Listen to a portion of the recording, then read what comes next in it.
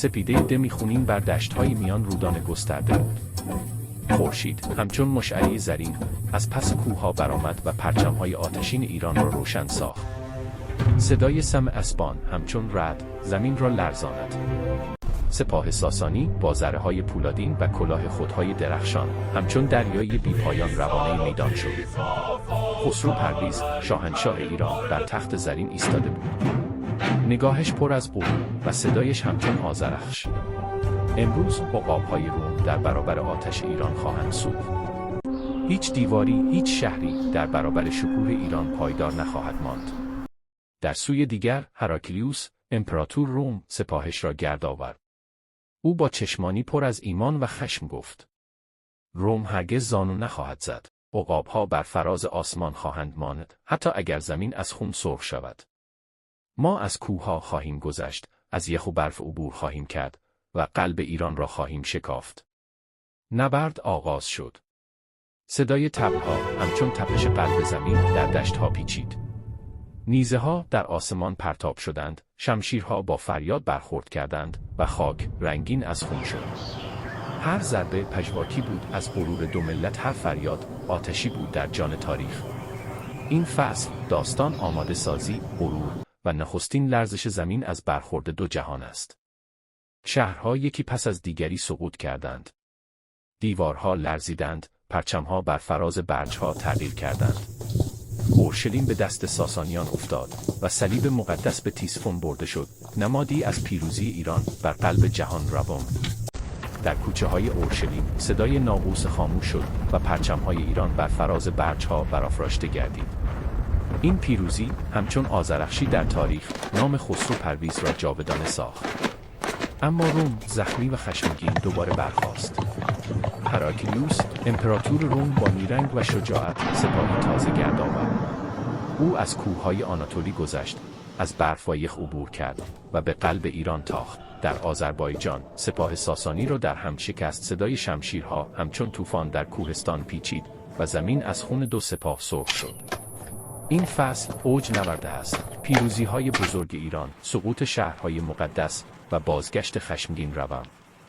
در این نبرد سرداران ایران با شجاعت جنگیدند، اما تقدیر بر آنان سخت گرفت. هراکلیوس با تاکتیک‌های تازه ضربه‌ای کاری بر پیکر سپاه ایران زد. پرچم‌های عقاب دوباره بر فراز برج‌ها برافراشته شد و آتش ایران اندکی فرو نشست. اما خسرو پرویز هنوز بر تخت زرین تیسفون نشسته بود. او فرمان داد: ایران هرگز فرو نخواهد ریخت. هر سنگ، هر رود، هر کوه سربازی خواهد شد در برابر روم. سپاه ایران بار دیگر گرد آمد. از خراسان تا فارس، از ارمنستان تا گیلان جنگاوران به میدان آمدند. صدای طبل‌ها دوباره در دشت‌ها پیچید و زمین بار دیگر لرزید. این بار نبرد نه تنها بر سر خاک که بر سر غرور دو ملت بود. این فصل بازگشت روم و مقاومت دوباره ایران را روایت می‌کند. جنگ‌ها ادامه یافتند. سالها گذشت و هر دو امپراتوری فرسوده شدند.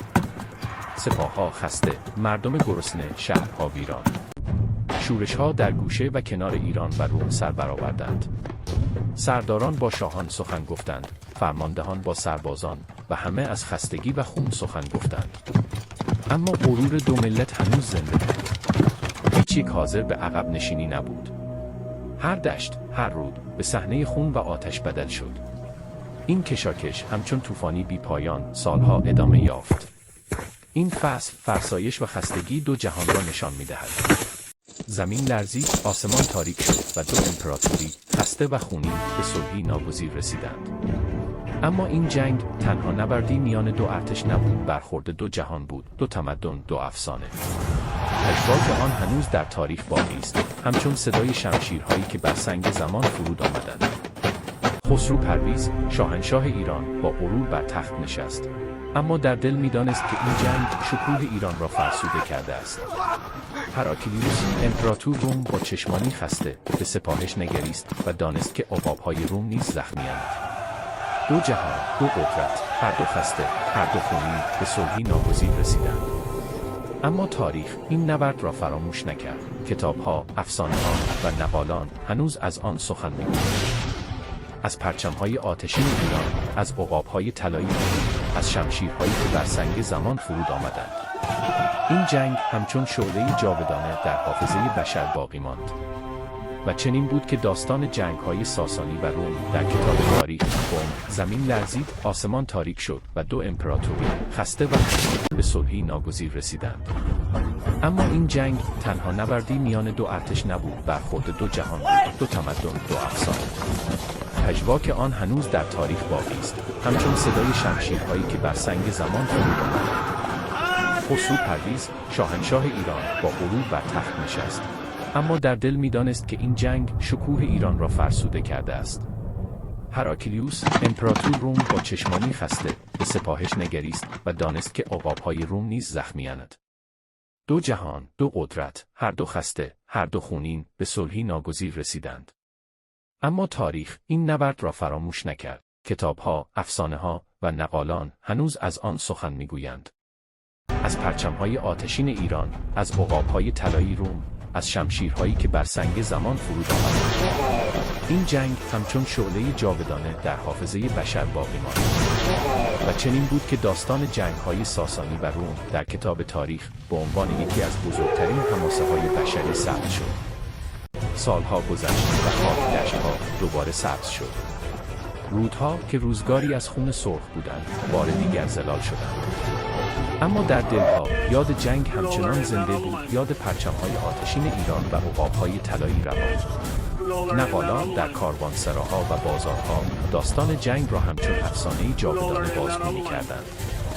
هر بار که صدای آنان در میان جمعیت می‌پیچید، شنوندگان به دنیای دیگر برده می‌شدند، دنیایی که در آن شمشیرها همچون آذرخش می‌درخشیدند و طبل‌ها همچون تپش قلب زمین می‌کوبیدند. در ایران شاهنامه‌ها و دفترهای حماسی پر شدند از یاد این نبردها. شاعران با واژه‌های آتشین از شکوه پهلوانان و خون شهیدان سخن گفتند. در روم کلیساها و کتابخانه‌ها داستان هراکلیوس را همچون افسانه مقدس بازگو کردند. دو ملت، هر یک با زبان و فرهنگ خود، این جنگ را به افسانه بدل کردند. اما افسانه‌ها تنها روایت گذشته نبودند، چراغی بودند برای آینده. هر نسلی با شنیدن این داستان‌ها در دل خود غرور و ایمان می‌یافت.